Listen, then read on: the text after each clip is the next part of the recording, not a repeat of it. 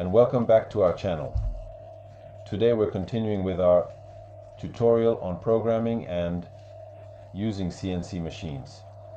At this point I have to say that what I wanted to tackle today is, in my opinion, the most challenging part of a lathe operator's job, which is creating grips and clamping systems. Normally, lathes hold the piece with 3 jaws mounted on a self-centering chuck. This is not always true. It is also possible to see real works of art that are customized gripping systems for pieces, for example in a cylindrical. Obviously this is not what we will be dealing with, but know that if you find yourself managing complex pieces, such as castings, die castings and so on, it is not mandatory to use clamps. For example, there are companies born to study special gripping systems that make masterpieces for gripping anything that can be put into rotation. We can't do that, so let's talk a bit about clamps. It's obvious that if I were to give you a course on clamps, I'd probably still be going in 2025 because it's impossible to cover all the alternatives. Just distinguishing between internal and external clamping would give us a ton of documentation to discuss, and even if I wanted to, I could never finish because the pieces you can find in machine shops are numerous and varied. So, what problems can we discuss in front of a whiteboard? Well, first of all, we can talk a bit about the difference between external and internal clamping. Why we need to go back to clamps and why we can't always use hardened clamps, and touch on some small issues of deformation and the distribution of forces on a rotating piece. So, first thing, when starting from a raw material, like a rolled piece, a forged part, or a cast piece, the first phase can be done by taking advantage of tempered clamps. So the operator does not have to return the clamps. And this is the advantage, the simplicity of the first phase. There are standard jaws, which I think all of you have seen at least once. They have serrated edges here, here, and here, and when viewed from above, they usually have a shape like this. These are self-locking, and all suppliers provide them as standard equipment. Alternatively, there are manufacturers of special clamps that make the classic clamp, which usually has an adjustment screw to grip only part of the serrated area. These are the clamps that, let's say, the only limitation they have might be the gripping diameter, and there's not much to do about it. You either have to use the standard ones or order them. Some even make their own, but that might not be the best thing to do because it can cost more than what's available on the market. However, when you're working on a piece like this, you do an initial phase, and let's say this is my turned area, and then I turn the piece. I can never turn it on clamps like these because otherwise my surface here would end up all pitted. Plus, when I go to turn this part here, I'll have a step, because if my clamp isn't turned on the self-centering, I won't have these two phases aligned with each other. Hence the need to turn the clamps. Another example could be a ring that is turned and drilled. So then for the second phase, I have my clamp to do the second phase, to have a grip here, I'll need to make clamps with an internal grip, for example, and position my ring like this to work on this area. There are many needs that can arise. First, let's examine in detail. The first rule for clamps. If I need to turn a clamp, this is the external part of the clamp that I will be turning, or the internal part, which is the part of the clamp that I will be turning. The first rule is always to create and establish a relief in the corner. So here for the external grip, and here for the internal grip. That's why you should always have in the machine or at hand an insert that allows you to make that relief. It's not the CNMG, but the rhombic 80 degrees.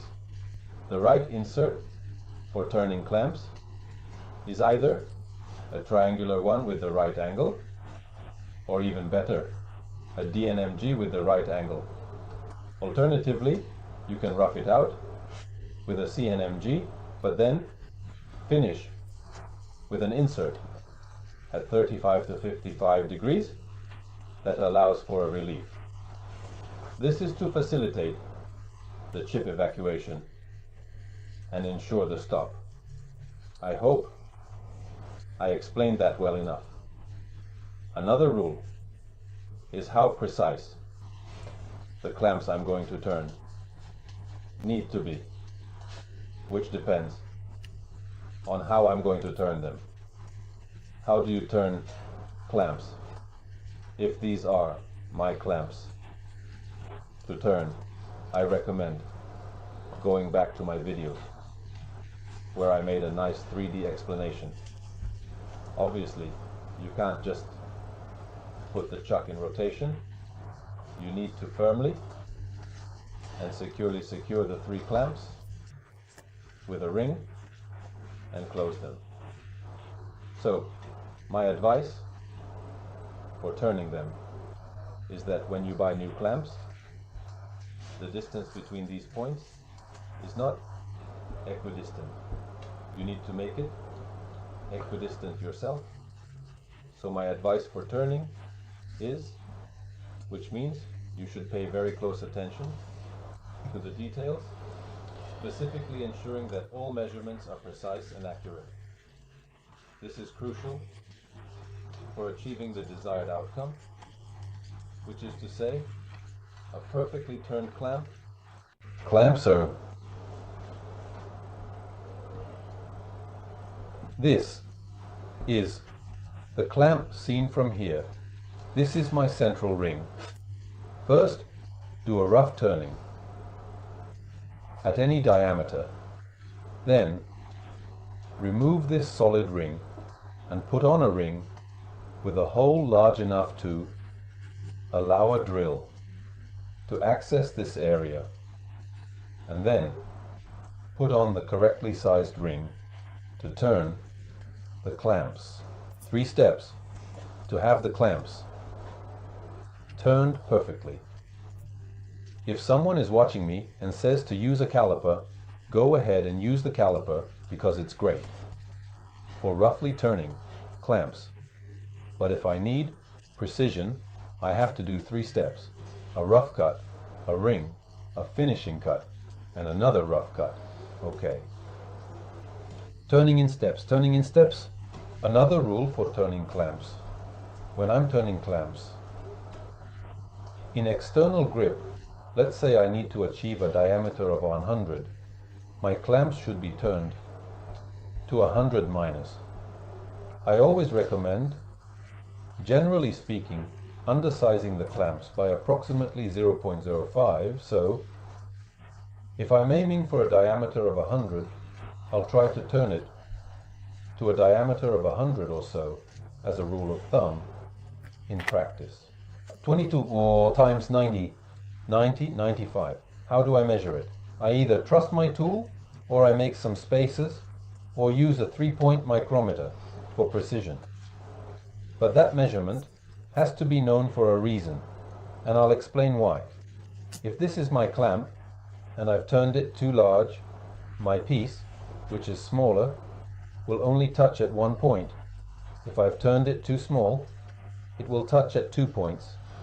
So with 3 clamps, it will touch at 6 points, giving me a better distribution of the forces at play. Mathematically, there's no way to turn the pieces to the exact size of our piece. It's impossible. Zero error doesn't exist. So make sure to allow for some error on the better side. So for external turning, you turn down by 5/100. Obviously, when you have internal grip, it changes. You turn up by 5/100. This is your internal diameter, and this is your piece. If the piece has a diameter, a larger one will touch. A piece, if you think of a smaller diameter, in 1 point it will touch 2 points. This is very difficult to do on the blackboard. I'm trying to give you a lot of information, one after the other. Now, when turning clamps becomes tricky, it gets complicated, especially when I have to make a particularly thin ring. It's easy to understand that if I press on 3 points of a thin ring, just think about a diameter of 100 with a hole of 90 and a self-centering chuck that pushes down about 10 at the base. I turn the inside to 90. And when I go to measure it, my inside will be trilobate. Okay, this is a bit of a loser trilobate, but obviously I will go back to the machine, measure my nice 90 diameter with the closed chuck, and when I take it out of the self-centering chuck, it won't fit, because if I measure it, I will always find 90. But if I measure it in 3D with 12 contact points, I might find, for example, 89.2 or 90.2. So this piece will be squished. Here come the little details. If I have this famous ring with a diameter of 100 for 90, instead of comparing wide clamps of 40, I buy wide clamps of 80. Okay, these are my 3 clamps that are 80 millimeter wide, and I will do a turning as I explained in 3 steps. Then I will go back to the diameter. I said I need to reach 99.95. The finished size is 100, but I'm not satisfied with that, not at all. Let's say I have powered tools, and I'm lucky. Otherwise, I would have to use a flexible tool or a Bosch. I will do a pre-turning at 99 of this diameter. Then we said we took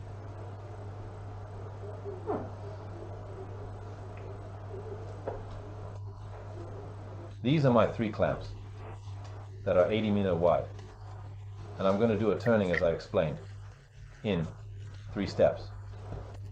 Then I'll go back to the diameter. I said I need to reach 99.95. The finished size is 100, but I'm not satisfied with that, not at all. Let's say I have powered tools and I'm lucky. Otherwise, I would have to use a flexible tool or a Bosch. I'm going to do a pre-turning at 99 of this diameter. And then we said we took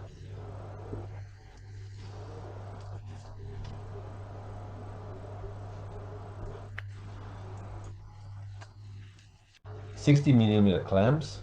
I'm going to grab a candle cutter and I'm going to make 3 notches of 15 millimeter in this area. Then I go and finish my turning here, here, here, here, and here at 99 and 95. What happens? What happens is that I no longer have 3 contact points, but I have 6, which essentially and effectively reduces by half the force of my self-centering chuck. By distributing the force of my self-centering chuck over 6 points instead of 3, I prevent as much as possible trilobing and still have a very dependable and trustworthy grip on my workpiece ensuring it won't move during the turning phase. Okay, I hope I was understandable and clear. So, it's very crucial and important when preparing the clamps to distribute the forces. When the piece comes out well, you should always take note of the closing pressure of the self-centering chuck in the program. If it works well once, it should work well every time, except under certain special conditions. Remember one more thing regarding rings, particularly and especially if you're working with mechanical tubes. No matter how careful you are, if you have a mechanical tube and small rings to make, and you can't get them to be round no matter how well you turn them, they always end up being oval in shape rather than tri-lobed. This means that the hole size isn't uniform and consistent along its diameter. This can particularly and especially happen with iron tubes, and you may be compelled or forced to do stress relief treatments. Okay, there's no way to solve this issue other than relieving the material. I really wanted to make this tutorial mainly because I wanted to highlight and emphasize that you haven't just learned to program and think, now I'm a turner. That's not true. A turner becomes one when they know how to handle and manage the deformations of the workpiece and the things I've talked about. If you haven't understood them, don't worry, because I can't transfer that knowledge through video. It's too difficult. In conclusion, as I have mentioned before, it's a complex skill that requires practice and experience. To succeed as a turner, be humble and learn from experts. Manage technical issues like chip handling and vibrations. Experience varies by company. Build industry connections. See you in the next video on programming.